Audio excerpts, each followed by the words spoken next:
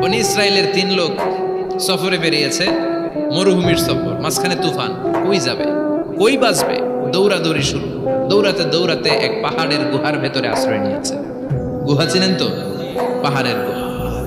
আশ্রয় নেওয়ার সাথে সাথেই বৃষ্টির পানির ঝাপটায় পাহাড়ের উপর থেকে বিশাল এক পাথর খণ্ড এসে পাহাড়ের গুহার মুখটা বন্ধ করে দিয়েছে। বন্ধ, অন্ধকার। এরা পড়ছে বিপদে। হায় হায়, বাঁচার জন্য ঢুকলাম, এখন দিয়ে মরণ। ঢুকছিল কি জন্য? এখন মরণ। বিশাল পাথরের খণ্ড এসে গুহার রাস্তাটা বন্ধ করে দিয়েছে। 3 জন গায়ের যত শক্তি ছিল ধাক্কায়ও কথা সরাইতে পারে না। হায় হায়, অক্সিজেন ভিতরে যা আছে আধা ঘন্টা শেষ হয়ে যাবে। কি করে বাঁচবো? বাঁচার উপায় নাই। চিল্লা ফাল্লা শুরু হয়ে গেল, কান্নাকাটি শুরু। একজন বলে, তোমাদের জীবনে কার কি ন্যাক আমল আছে, যেই ন্যাক আমলটা আল্লাহর ভয়ে করছিল ওইটার ওসিলা দিয়ে দোয়া করে দেখো কিছু হয় কিনা। সুবহানাল্লাহ কোন, এটাই উপায়। একজন হাঁটু গেড়ে চোখের পানি ছাড়া শুরু করছে, দোয়া শুরু করছে, আল্লাহ আল্লাহুম্মা কানাত লি আবাওয়ান শাইখান কাবীরা। আল্লাহ, আমার বাবা মা ছিল বৃদ্ধ বৃদ্ধা, আমি পেশায় রাখাল, সারাদিন ছাগল চড়িয়ে রাত্রিবেলা দুধ আনতাম, সবার আগে আব্বা আম্মারে দিতাম, এরপরে আমার ছেলে মেয়ে, এরপরে স্ত্রী। একদিন গভীর রাতে এসে দেখি আব্বা আম্মা ঘুমায়। দুধের বাটি নিয়ে আব্বা আম্মার মাথার সামনে দাঁড়িয়ে রইলাম। ছেলে মেয়েগুলো আব্বা এসে বলে, আব্বা দুধ দাও। আমি বললাম পরে, আগে আব্বা আম্মা খাবে, তারপরে তোরা। ছেলে মেয়েগুলো কান্না জুড়ে দিল, আমি দেই নাই। ফজর পর্যন্ত দাঁড়িয়ে রইলাম। ফজরের আগ দিয়ে আব্বা আম্মা ঘুম থেকে উঠে দেখে তো আমার অবাক, কিরে বাবা দাঁড়িয়ে কেন? বললাম প্রতিদিন দুধ খেয়ে ঘুমাও, আজকে আগে আগে ঘুমিয়েছো, দুধ খাও নাই, তোমাদেরকে আগে দিব বলে দাঁড়িয়ে রইলাম। আল্লাহর ডেকে বলে, আল্লাহ ওই দিন সারা রাত দুধের বাটি নিয়ে মা বাবার শিওরে আমি দাঁড়িয়েছিলাম। ফজরের সময় আব্বা আম্মারে দুধ খাওয়ালাম, তারপরে ছেলে মেয়েদেরকে দিয়েছিলাম, তারপরে স্ত্রীর মুখে দিয়েছিলাম। ও মাবুদ, ওই দিনের এই কাজটা আমি দুনিয়ার কাউরে খুশি করার জন্য করি নাই, শুধুমাত্র তোমার খুশি ছাড়া। ওই রাতের ইবাদত যদি তোমার দরবারে ভালো লেগে থাকে, ফাফাররিজ আন্না মা নাহনু ফি, আজকের বিপদের দিনে কেউ বাঁচানোর নাই, তুমি আমাদের বাঁচাও। ফানফাজারা, মুহূর্তের মধ্যে 1/3 বিশাল পাথর খণ্ডটা 1/3 ডান দিকে সরে যায়, এক পাশে সরে যায়। সামান্য আলো বাতাস ঢুকতে আরম্ভ করলো। এখন বাতাস ঢুকে, এখন বেঁচে থাকতে পারবে এই নিশ্চয়তা হয়েছে। সুবহানাল্লাহ কোন। এবার সে বলল, ভাই তোর কি আমল আছে বল। দ্বিতীয় জন হাঁটু গেড়ে আবার চোখের পানি ছেড়ে আল্লাহরে ডেকে বলে, মাবুদ আমার এক চাচাতো বোন ছিল, কানাত লি ইবনাতু আম জামিলা ওয়া কুনতু উহিব্বুহা কাআশাদ্দি মা ইউহিব্বুর রিজাল আন-নিসা। আল্লাহ, সুন্দরী, অনন্যা, অপ্সরী, প্রিয়ংবদা, অনুসুয়া, গুণবতী, রূপবতী আমার এক চাচাতো বোন ছিল, তার প্রেমে আমি ছিলাম পাগল পাড়া, কিন্তু সে তো আমার ডাকে সাড়া দেয় না।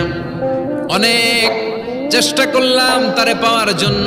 চাচাতো বোন আমারে বলে, 100 স্বর্ণ মুদ্রা যেদিন দিতে পারবা ওই দিন আমারে পাবা। এবার আমি স্বর্ণ মুদ্রা কালেকশনের কাজে লেগে গেলাম। বছরের পর বছর চেষ্টা করে 100 স্বর্ণ মুদ্রা যেদিন পেলাম ওই দিন চাচাতো বোনের কাছে গেলাম, যে তার হাতে স্বর্ণ মুদ্রা দিলাম, বললাম চলো এবার আমরা অপকর্ম করি। স্বর্ণ মুদ্রা পেয়ে সেও খুশি, আমিও খুশি। সে পাইছে স্বর্ণ, আমি পাইছি তারে। গোপন একটা রুমের ভেতরে ঢুকলাম, দুজনে জামা কাপড় খুলে ফেললাম, নেকেড হয়ে পাপ কাজ শুরু করব। ইন দা মিন টাইম আমার চাচাতো বোন আমারে বলে, ও আমার চাচাতো ভাই, আমারে তুই আমার সতীত্ব তুই নষ্ট করে দিস না, ইত্তাকিল্লাহ, আমার সম্ভ্রম তুই শেষ করে দিস না, ইত্তাকিল্লাহ, আল্লাহরে ভয় কর। আল্লাহ, ওই মুহূর্তে ফিরে আসা কঠিন কঠিন, কিন্তু ইত্তাকিল্লাহ, আল্লাহরে ভয় করে এই শব্দটা যখন শুনলাম আমার ভিতরটা কেঁপে উঠেছে। আমি মুহূর্তে তোমার ভয়ে জামা পড়ে ওই রুম থেকে চিৎকার মেরে বেরিয়ে গিয়েছে।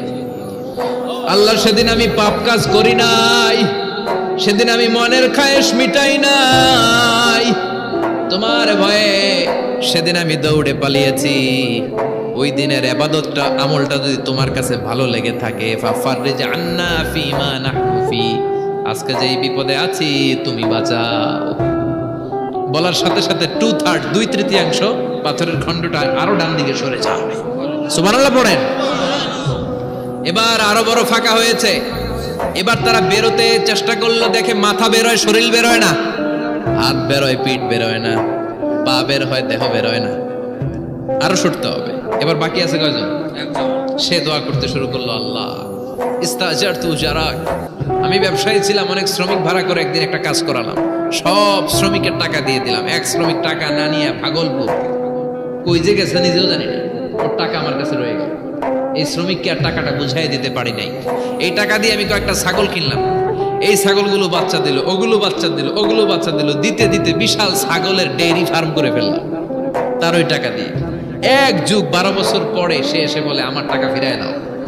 আমি বললাম এই যে ছাগলের ডেইরি ফার্ম পুরোটাই তোমার। সে বলে আস্তাহজিউ মিন্নি, আমার সাথে ঠাট্টা করো? আমি পাই সামান্য কয়টা টাকা, এক যুগ আগে যে টাকা পাইতাম ওইটা দিলেই চলবে। আমি বললাম ও শ্রমিক, তোমার টাকা দিয়ে আমি ছাগল কিনে ব্যবসা করেছি, ছাগল বাচ্চা দিয়েছে, বাড়তে বাড়তে বাড়তে বাড়তে আজকের বিশাল এই ডেইরি ফার্ম। এই ডেইরি ফার্মের মালিক আমি নই, তুমি নিয়ে যাও। বলার সাথে সাথে শ্রমিক আনন্দে নাচতে নাচতে ডেইরি ফার্ম নিয়ে যায়। ও আল্লাহ, ওই দিন যদি সে যতটুকু টাকা পাওনা ছিল অতটুকু দিলেই সে খুশি হয়ে যেত। শুধু তোমার খুশির জন্য পুরো ডেইরি ফার্ম আমি তারে দিয়ে দিয়েছিলাম। আল্লাহু আকবার। আল্লাহ, আজকের এই বিপদের দিনে আমার সেদিনের আমলটা যদি তোমার কাছে ভালো লাগে তুমি বাঁচাও। বলতে দেরি, মুহূর্তের মধ্যে বিশাল প্রকাণ্ড পাথর খণ্ডটা অন্যদিকে দৌড়ে চলে যায়। পাহাড়ের গুহা ওপেন, পাথর খণ্ড নাই। আল্লাহর শুকরিয়া আর তাকবীর দিতে দিতে তিনজন বের হয়ে যায়। সুবহানাল্লাহ পড়েন। সহিহ বুখারীর বর্ণনা, সহিহ হাদিস। নিজের এমন কোন নেক আমল যদি থাকে যে আমলটা শুধু আল্লাহর জন্য করেছিলাম, ওই নেক আমলের ওসিলা দিয়ে দোয়া করলে দোয়া কবুল করবে কে? করতে রাজি আছেন তো? এরকম অনেক শুনবেন, ক্যান্সারে আক্রান্ত, দুরারোগ্য ব্যাধি, বাংলাদেশের চিকিৎসা শেষ, ইন্ডিয়া গেছে, কয় বাঁচবো 3 মাস। কয় মাস? এরপরে 7 বছর বাইসেছে। কেমনে বাঁচল? কেমনে? দোয়া। দোয়ার পাওয়ার আছে না নাই? তবে দোয়াটা দোয়ার মতো হতে হবে। সিনসিয়ার দোয়া ইজ লাইক এ মিসাইল। একনিষ্ঠ দোয়া এটা মিসাইলের মতো। মিসাইল হামলা করলে ইঞ্চি ইঞ্চি যেখানে মিসাইল বোমাটা পড়ার কথা ঠিক ওখানে পড়বে। ড্রোন হামলা করলে ঠিক ওখানে, ব্যালিস্টিক ক্ষেপণাস্ত্র নিক্ষেপ করলে লক্ষ্য বস্তু যেমনি ভিত করে, তেমনি দোয়ার মতো দোয়া করলে মুহূর্তেই দোয়া কবুল হয়ে যায়। আমরা দোয়ার মতো দোয়া করতে জানি না, কেমন করে দোয়া করতে হয় আমাদের জানা নাই, এজন্য দোয়াও কবুল হয় না। চিল্লা এখন ঠিক কিনা? কিন্তু আল্লাহ ওয়াদা দিয়েছেন, উজিবু দাওয়াতাদ দাঈ ইযা, আমার বান্দা দোয়া করলে আমি দোয়া কবুল করি, আমার বান্দা চাওয়া মাত্রই আমি কবুল করে নেই। সুবহানাল্লাহ পড়েন।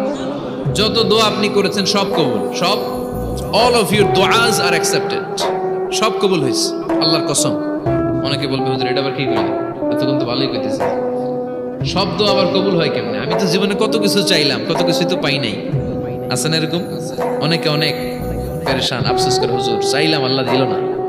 4টা মাইয়া, এবার কাবা ধইরা চাই আইছি পোলার কথা, এটা হইছে মাইয়া। আছে না নাই? 5টা ছেলে হইছে, মেয়ের জন্য বুকটা হাহাকার।